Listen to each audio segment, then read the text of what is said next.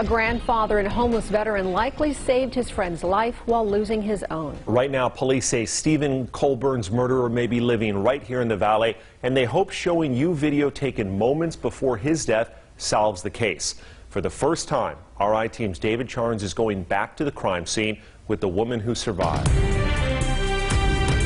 When I looked over at him, he was like, boom, boom, boom, right on top of Stephen.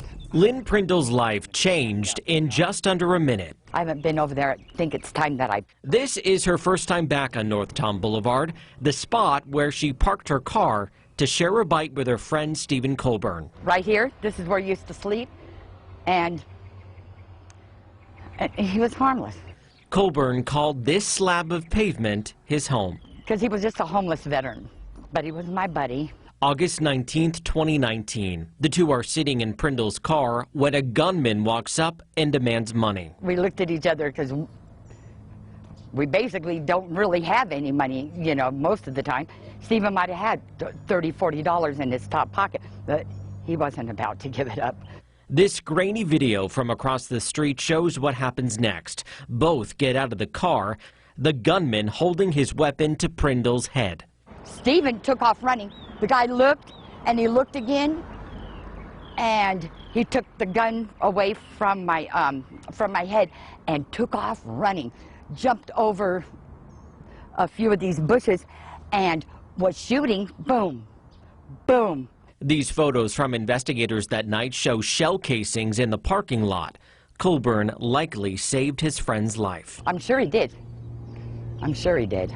Stephen Colburn, a father, a grandfather, an Army veteran, was 59. He's sitting there with a friend who's providing him food, right? I mean, this is a guy that has done nothing wrong.